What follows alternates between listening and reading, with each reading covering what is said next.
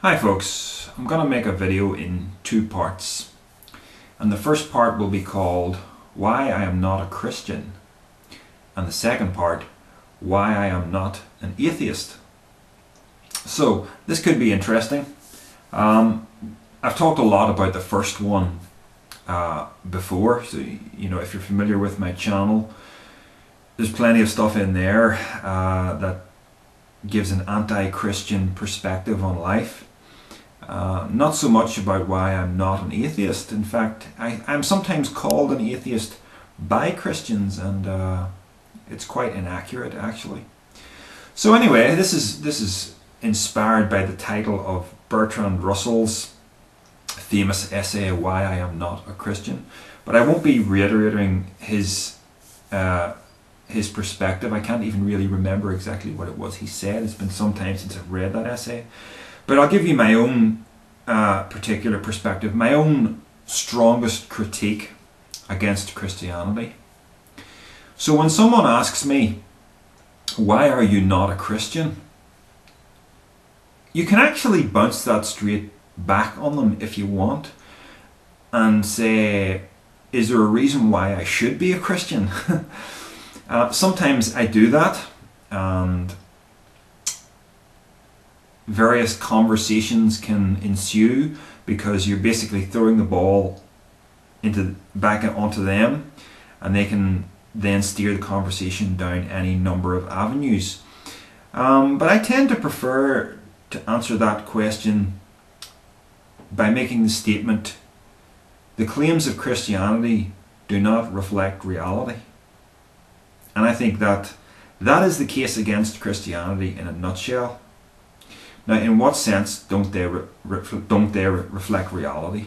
And again, we could go down numerous avenues, but I think the strongest critique, for me personally, the strongest critique against Christianity is the idea of the sinful nature, the idea that mankind has fallen from grace and that there is something wrong with his nature, something that needs redeemed, that he is in a state wherein he is guilty before God. This is a way to make sense of life that would have worked before Charles Darwin's theory of evolution, to put it that way. Now, unfortunately, when you go down this road with a Christian, when you're talking to a Christian about this, you encounter a lot of Christians who don't accept the theory of evolution, and it's very hard to convince them that it is true. We won't get into that in this video, but taking it that evolution is true, there just is no way to fit a fall from grace into that scenario. We began as mere cells. Those cells divided, replicated, mutated, became more complex, and eventually, through a great deal of bloodshed, killing and adaptation through struggling to survive, we arrived at the forms that we have today and the magnitude of other forms across flora and fauna that there is in the world today.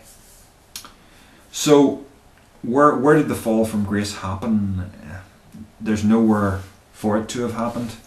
And the whole Garden of Eden scenario, Christianity is really based on the fall from grace that happened at the Garden of Eden. Now, you can kind of get around that scenario because nobody with a serious interest in science takes that seriously. You can kind of get around it by saying, well, it wasn't literally like that, but this is some kind of allegorical picture of a metaphysical fall from grace that occurred in the distant past. We don't know what it was, but it's something that plunged the world into this state that it's in today. This conveys the subtle belief that there's actually anything wrong with the world with the world as it is today. Now, the Christian, who has been soaked in this kind of propaganda will go, well, of course there's something wrong with the world. Have you not seen it? Look at all the death and destruction and killing and evil that there is everywhere. But the problem is, this can all be explained from an entirely naturalistic perspective. that views man not as the image of God, but as just another animal species along with all the other animal species. Because if you really examine the human race and compare it with the other animals, there's nothing terribly different going on with us except a higher level of intelligence that gives us a great deal more flexibility in our behaviour patterns and a great deal more creativity and imagination and stuff like that. But we do have those base instincts that are pretty much identical to the rest of the animal kingdom. We're all out to survive. When there are finite resources, we compete to survive. We have a very high sex drive, just like the animals, because there's so much death and we have to pass on our genes to the next generation. Everything can be explained naturalistically. You know, even those heinous behaviours that we see among psychopaths, you know, rapists and child molesters and all these kinds of people, we possess a brain that's capable of altruism. And what I mean is, it's capable of doing something for someone else without personally benefiting from that action. So it is equally possible to do something terribly destructive to another person without it having any benefit, as in a survival advantage, to yourself. So where we see the behaviour of other animals purely reflecting the need to survive, and the violence within other animals is to do with the need to survive, even if it's something like, you know, a wandering polar bear who eats the cubs of another mother that happens to wander into its vicinity purely because it needs a snack. There's a survival advantage to that. Whereas with humans, we're capable of killing purely for pleasure. But we're also capable of altruism purely for pleasure. So you see, it can be explained just by the complex nature of the brain itself. There's no other animal with a brain like ours, but we know that this brain came out of a less complicated brain. There are the three layers of brain development. There's the reptilian brain for base instincts and territoriality. There is the limbic brain that allows for the care of offspring and some degree of strategizing when hunting and stuff like that. Then there is the neocortical brain, which humans possess, which again adds much more complexity, a really advanced ability to communicate, altruism, these sorts of traits. It's all naturalistic. None of this requires any allusion to a fall from grace that happened in the distant past. So the myth of the fall is exactly that. It's a myth. It's outdated. We don't need it anymore. We understand ourselves perfectly well without it. And the science that backs up this perspective isn't about to disappear.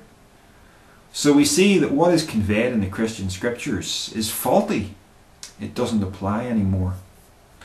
We could equally talk about cosmology. The literal six-day creation certainly isn't the way the world was created. Again, you could interpret the early chapters of the book of Genesis as purely an allegory for primitive people who didn't have advanced science. That's fair enough to do that, but still what you have there is a very earth-centered cosmology that views the earth as the center of the universe. It doesn't explicitly say that in the text, but if you read it and you didn't have any other understanding of the universe, you would definitely see the world as the center of the universe. You know, all of God's attention is devoted to this planet and everything revolves around this planet. I don't mean it literally revolves around it, but what I mean is the sun's only purpose is to serve the earth. The moon's only purpose is to serve the earth. Whereas we know that really we're just this tiny little speck on the spiral arm of the Milky Way galaxy, which contains 100 billion stars or something like that. And there may well be 100 billion other galaxies containing 100 billion stars. So How do you fit that into the biblical picture of cosmology? Yet that is the way things really are. So like I said at the beginning, the claims of Christianity do not reflect reality. So we had, if we want to get into the life of Jesus, again, I think we can accept that this was a person who lived and walked. But we're not sure what claims about this man are true and false. So, did the miracles occur? Well, we just don't know. I'm inclined to say no, purely on the basis that such things can't be verified and are so far outside of any kind of experience that humans have today. I mean, we don't see a miracle working God in the present day, except for those sham healers that we see on TV at times. That's certainly not God. So we've got, I think one of the most telling passages is the one, I think it's at the beginning of the book of Acts, where the resurrected Jesus meets with his disciples, and then he goes up into the sky and disappears behind a cloud. Now that's fine that's a fine story for a people who understand heaven as literally positioned above the earth, which is how they would have thought about it back then. But we know that's not the case. There's nothing up there except outer space. Why would Jesus rise up and disappear behind a cloud? Doesn't make any sense. Hence, it probably didn't happen. We have other things like the 3 hours of darkness in the middle of the afternoon, the darkness that came across the whole land. It's not mentioned anywhere outside of the 4 Gospels. We just have to take their word for it. I think something that out of this world would have made it into the annals of secular history somewhere, but it's nowhere. There is one mention of it by a historian called Thales, but he is most likely recounting, providing a commentary on the gospel accounts which would have been in circulation, rather than actually making a comment about an event that he personally witnessed. See what I mean? But of course a Christian just jumps upon Thales and goes, oh, there you go, there's evidence that it really happened. No, not at all. Again, the claims of Christianity don't reflect reality. Honestly, if there's any Christians watching this, surely you understand I'm being rational here. I got no reason to believe this. I got no reason at all to believe in the gospel. I don't see how it could possibly be true.